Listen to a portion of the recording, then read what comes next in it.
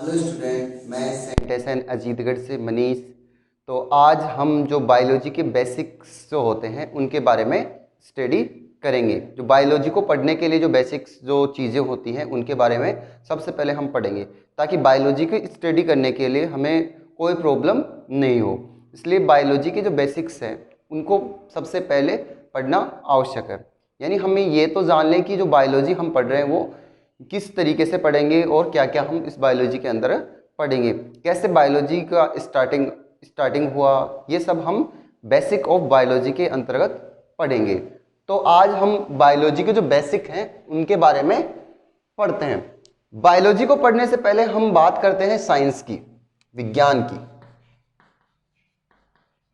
Science की बात करते हैं।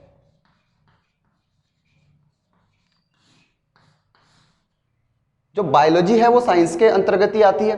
तो सबसे पहले अगर हम साइंस के बारे में थोड़ा सा जान लें तो फिर हम बायोलॉजी के बारे में जान लेंगे, क्योंकि अगर साइंस के बारे में ही नहीं पता तो बायोलॉजी के बारे में क्या जानेंगे। तो सबसे पहले हम साइंस के बारे में जानते हैं। देखो, कोई भी वस्तु हो, कोई भी जगह हो, हर जगह पर क्या है, साइंस मौजूद है, चाहे वो किसी भी रूप में मौजूद हो। ठीक है। और साइंस है वो, साइंस शब्द लैटिन भाषा के एक शब्द साइंटिया से मिलकर बना है। किससे? साइंटिया से। साइंटिया से मिलकर बना है। ये साइंटिया क्या है? लैटिन भाषा का शब्द है, लैटिन भाषा का एक शब्द है। अब आप कहोगे कि सर हर चीज लैटिन या ग्रीक लैंग्वेज में क्यों होती है? क्योंकि आप ध्यान रखना कि कोई भी शब्द लैटिन या ग्रीक लैंग्वेज में होता है तो उनके कोई दूसरे अर्थ नहीं निकलते हैं, सिर्फ एक अर्थ ही निकलता है। इसलिए जो साइंस में ज्यादातर आपको टर्म मिलेंगे या तो लैटिन भाषा में मिलेंगे या ग्रीक लैंग्वेज में मिलते हैं।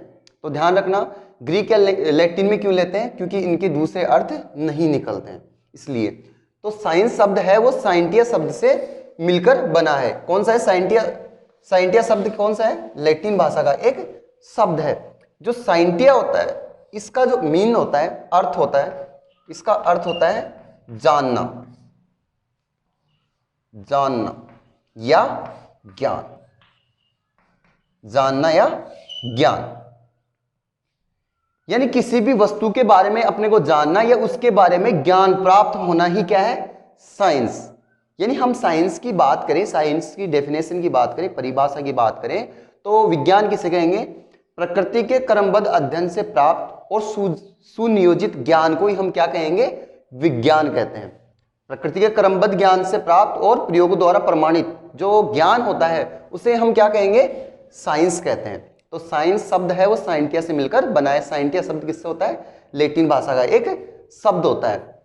अब बात करते हैं कि साइंस जो होती है वो कई प्रकार की होती है, जैसे सोशल साइंस हो गई, नेचुरल साइंस हो गई, प्राकृतिक विज्ञान हो गई। तो मुख्य विज्ञान तो क्या होती है? प्राकृतिक विज्ञान ही होती है।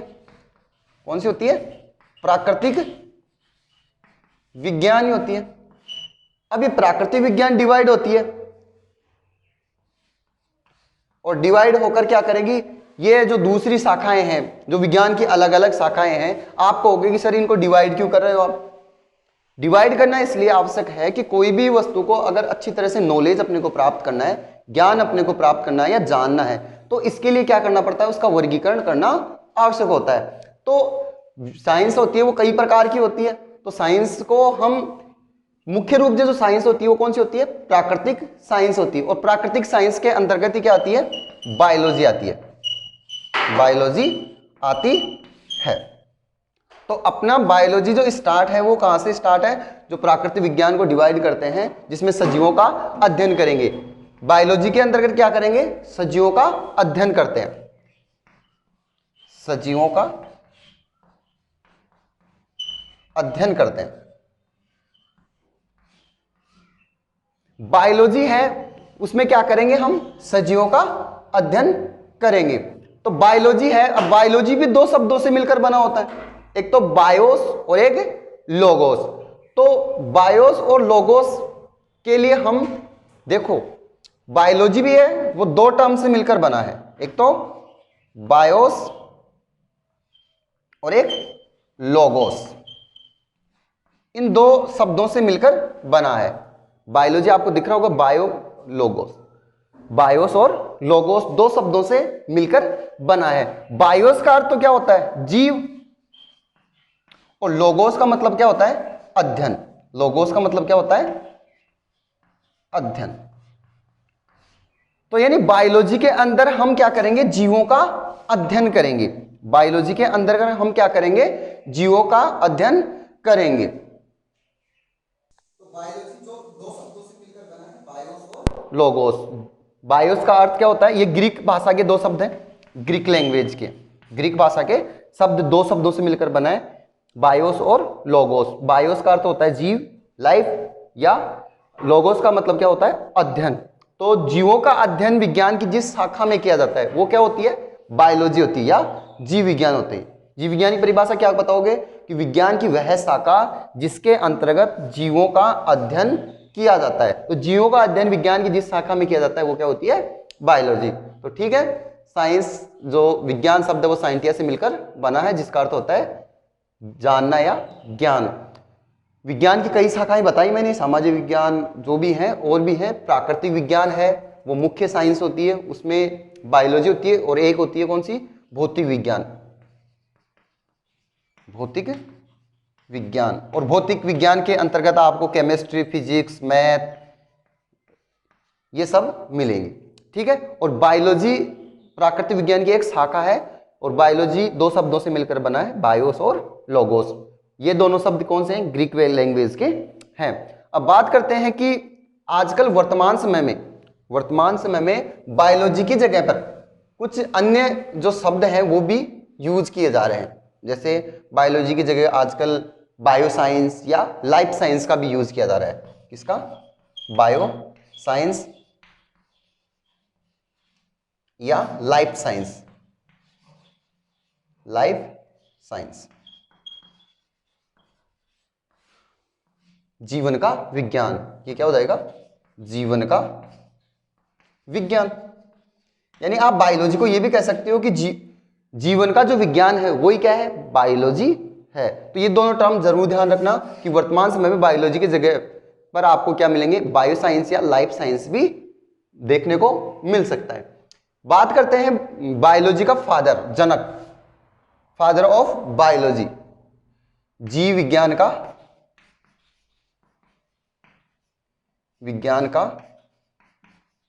जनक। जो जीव विज्ञान का जो जनक है वो है अरस्तु। अरस्तु ही पहले ऐसे, जिसको बोल सकते हो दार्शनिक थे, पहले ऐसे दार्शनिक थे जिसने इसको, जो प्रकृति में जो घटनाएं हो रही है, जो विज्ञान की दृष्टि से जो जीवन को देखने वाले पहले जो दार्शनिक थे, व्यक्ति थे, वो कौन थे? अरस्तु थे। क्या थे? अरस्तु क्या थे? जीवन को विज्ञान की दृष्टि से देखने वाले पहले व्यक्ति थे। दृष्टि से देखने वाले पहले व्यक्ति थे। वैसे अरस्तु क्या थे? एक दार्शनिक थे। तो अरस्तु के बारे में हम आगे डिस्कस करेंगे। ठीक है। तो फादर ऑफ बायोलॉजी किसको कहते हैं? अरस्तु को कहते हैं। अब ये जो बायोलॉजी शब्द है, इस बायोलॉजी शब्द को दो साइंटिस्ट थे, उन्होंने दिया था। तो बायोलॉजी जो शब्द है वो दो साइंटिस्ट थे, उन्होंने दिया था। एक तो था लेमार्क, वह दूसरा था ट्रेवीरेंस। ये दो साइंटिस्ट थे, उन्होंने कब दिया था? 1801 में दिया था। 1801 में दिया था। 1801 ईस्वी में जो बायोलॉजी टर्म है वो दिया था। किसने? लेमार्क और ट्रेवीरेंस ने दिया था। वो फादर ऑफ बायोलॉजी हो गया, और जो बायोलॉजी टर्म है वो किसने दिया? ये हो गया।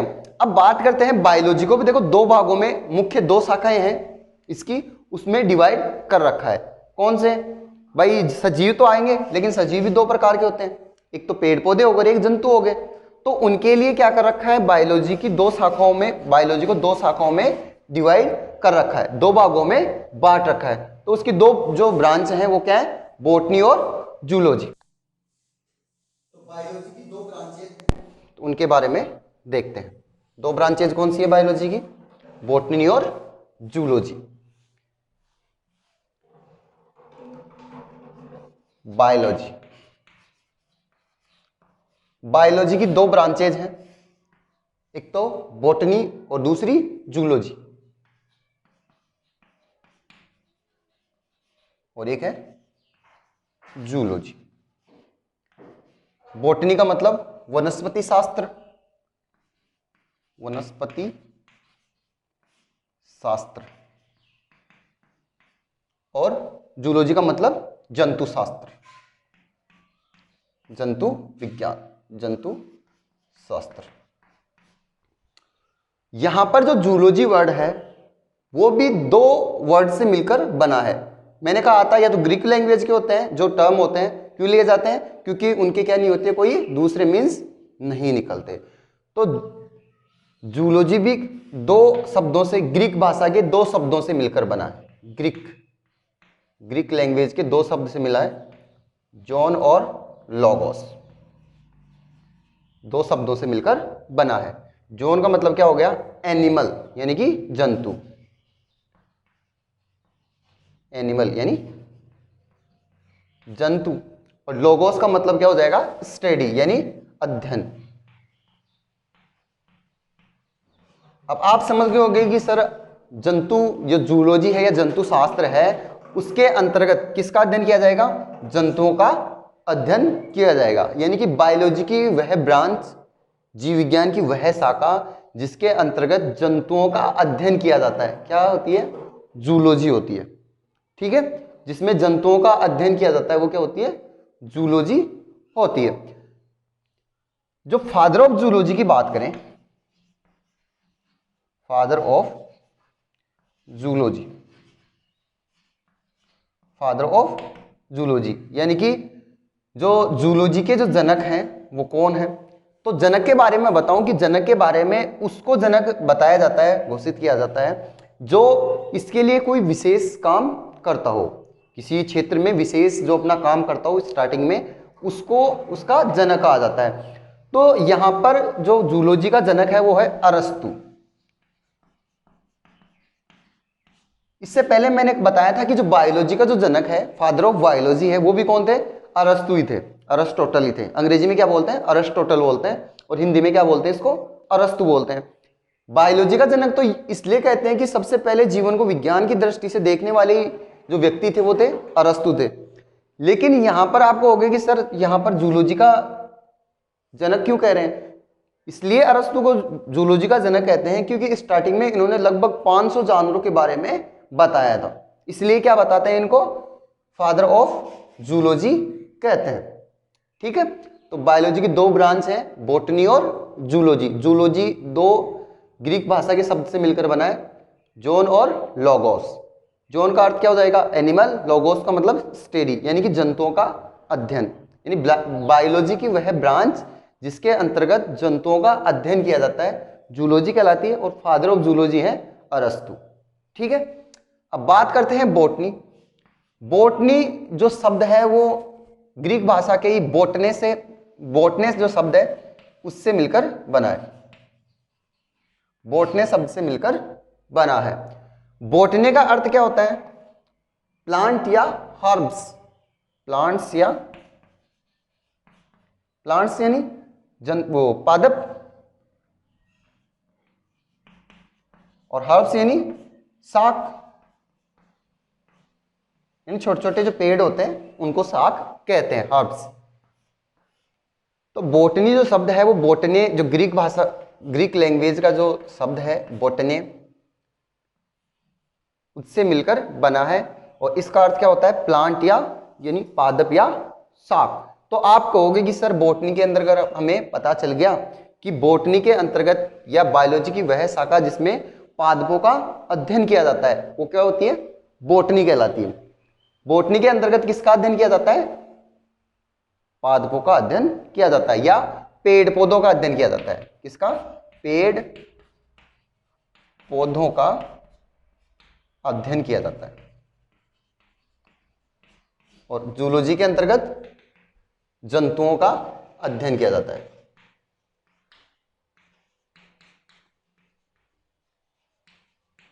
जंतुओं का अध्ययन किया जाता है। अब एक शब्द और आता है, एक अन्य शब्द होता है फाइटोलॉजी। क्या होता है?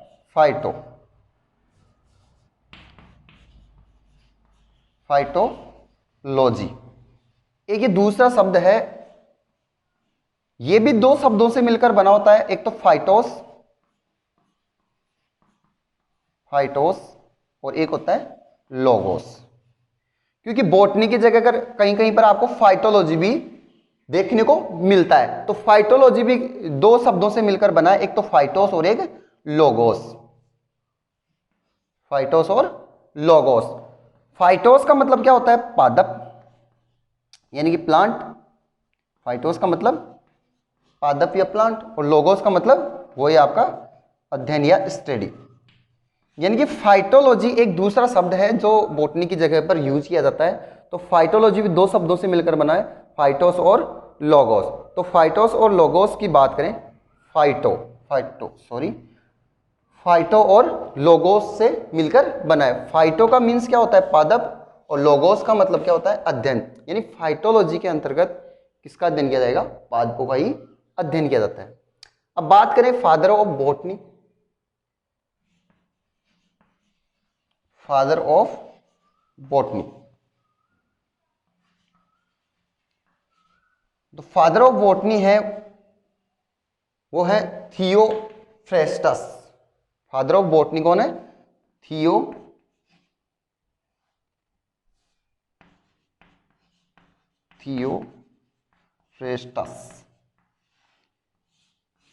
थियोफ्रेस्टस को आप कहोगे कि सर थियोफ्रेस्टस को बॉटनी के लिए फादर ऑफ यानी जनक क्यों कहा जाता है?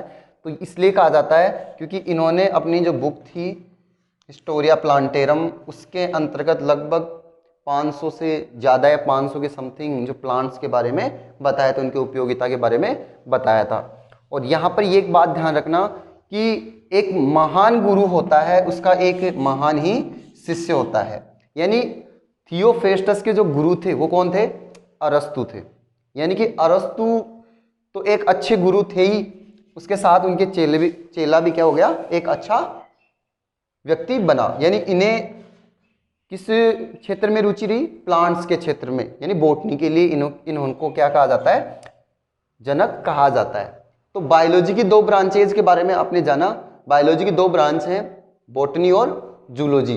बॉटनी है वो ग्रीक भाषा के बॉटने से मिलकर बना है, और बॉटनी का अर्थ क्या होता है? प्लांट या हर्ब्स, यानी कि पादप या शाक।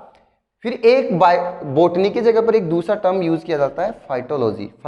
फाइटो और लोगोस दो शब्दों से मिलकर बना है। फाइटो का मतलब हो गया पादप, लोगोस का मतलब अध्ययन। यानी कि पादपों का अध्ययन जिसमें किया जाएगा, विज्ञान की जिस शाखा में किया जाता है वो क्या होती है? बॉटनी या फाइटोलॉजी होती है। फादर ऑफ बॉटनी होता है वो थियोफ्रेस्टस होता है। जूलॉजी भी है वो दो शब्दों से मिलकर बना है, ग्रीक भाषा के, जॉन और लोगोस। जॉन का अर्थ क्या होता है? जंतु, और लोगोस का मतलब अध्ययन। यानी जंतुओं का अध्ययन जूलॉजी के अंतर्गत किया जाएगा। और फादर ऑफ जूलॉजी क्या होता है? अरस्तु होता है। तो बायोलॉजी की जो दोनों ब्रांचेज हैं उसके बारे में आज के इस वीडियो में आपने जाना है। उसके आगे जो बेसिक से चीजें हैं, जैसे अरस्तु कौन थे उसके बारे में थोड़ा इंट्रो देखेंगे, थियोफ्रेस्टस कौन थे इनके बारे में इंट्रो देखेंगे। यानी बेसिक ऑफ बायोलॉजी का जो अपना टॉपिक है वो नेक्स्ट वीडियो तक या आगे हम कंटिन्यू रखते हैं। आज के लिए इतना ही। Thank you.